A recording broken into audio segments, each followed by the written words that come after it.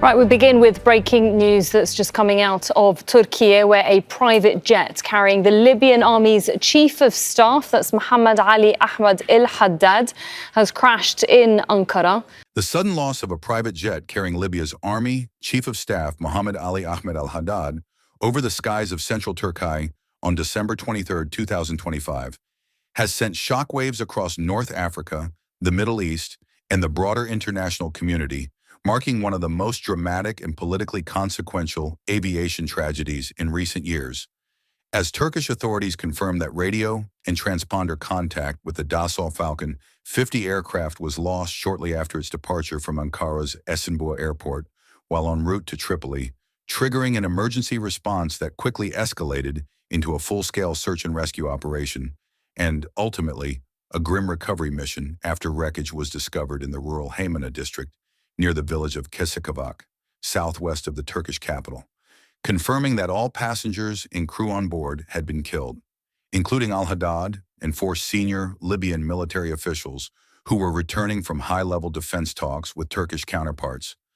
talks that were widely seen as central to ongoing efforts to reshape Libya's fractured security architecture amid persistent political instability, rival governments, and competing foreign influences. According to Turkish officials cited by Al Jazeera, the aircraft had issued an emergency signal after reporting a technical malfunction, with investigators later indicating that early findings ruled out sabotage and instead pointed toward a catastrophic technical failure, possibly electrical in nature. Though a comprehensive investigation involving both Turkish and Libyan authorities remains underway to determine the precise sequence of events that led to the crash, an inquiry that has taken on heightened geopolitical significance given Turkey's expanding military and diplomatic footprint in Libya and the sensitive timing of the visit, which came just days after Ankara extended its parliamentary mandate, authorizing the deployment of Turkish forces in support of Libya's UN-recognized government of national unity.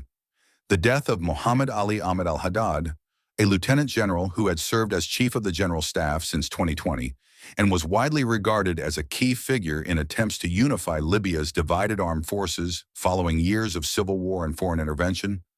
represents a profound blow to those efforts, as Libyan Prime Minister Abdulhamid Dbeibeh announced 3 days of national mourning and described the crash as a tragic accident that had robbed the country of experienced military leadership at a critical juncture,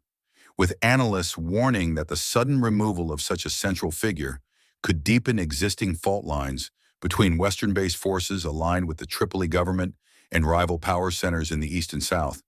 particularly as negotiations over elections, security sector reform, and the withdrawal or restructuring of foreign military involvement remain fragile and incomplete.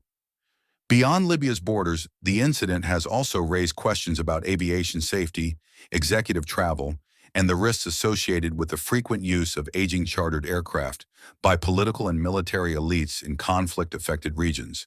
as the Falcon 50 involved in the crash was reportedly a decades-old jet operated by a private company and leased for official travel, underscoring long-standing concerns among aviation experts about maintenance standards, oversight, and transparency in such arrangements, especially when flights carry high-ranking officials whose movements can have national and regional implications. In Turkey, the crash prompted an immediate response from security services, emergency crews, and investigators, with Interior Minister Ali Yerlikaya confirming that contact with the jet had been lost less than an hour after takeoff and that gendarmerie units were dispatched to the area once radar data indicated a probable crash site, while images and eyewitness accounts from the scene later showed debris scattered across rugged terrain, reinforcing the conclusion that the aircraft had suffered a sudden and violent failure before impact. Diplomatically, the tragedy has added a somber note to Turkey-Libya relations, which have deepened significantly since Ankara's intervention in support of Tripoli during the height of Libya's civil war, and have since expanded into defense cooperation, training, energy agreements, and maritime deals that have drawn scrutiny and criticism from regional rivals, meaning that the loss of a senior Libyan delegation on Turkish soil carries symbolic weight as well as practical consequences for ongoing coordination between the two governments. As condolences poured in from across the region and beyond, including from political leaders, military officials, and international organizations, attention has increasingly turned to what comes next for Libya's already delicate power balance, with some observers cautioning that the vacuum left by al-Haddad's death could slow or derail efforts to professionalize and unify the armed forces under civilian authority. While others argue that the institutional structures he helped build may yet endure if political leaders act swiftly to ensure continuity and avoid factional competition. At the same time, the crash has fueled speculation and misinformation on social media, a phenomenon Turkish and Libyan officials have sought to counter by emphasizing that there is, at present, no evidence of foul play, sabotage, or external attack.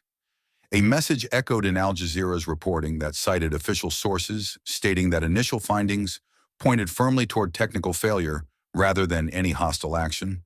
though investigators have stressed that all possibilities must be examined thoroughly to maintain public confidence and credibility. Ultimately, the loss of the jet carrying Libya's army chief over Ankara is not merely an aviation accident, but a moment that encapsulates the intersection of security, politics, and uncertainty that continues to define Libya's post-revolutionary trajectory,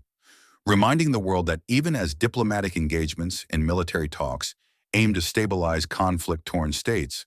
the risks faced by those at the center of such efforts remain stark and sometimes tragically irreversible, with the full ramifications of this disaster likely to unfold in the weeks and months ahead. As investigations conclude, leadership transitions are negotiated, and Libya and its partners confront yet another unexpected test in a long and difficult journey towards stability and sovereignty.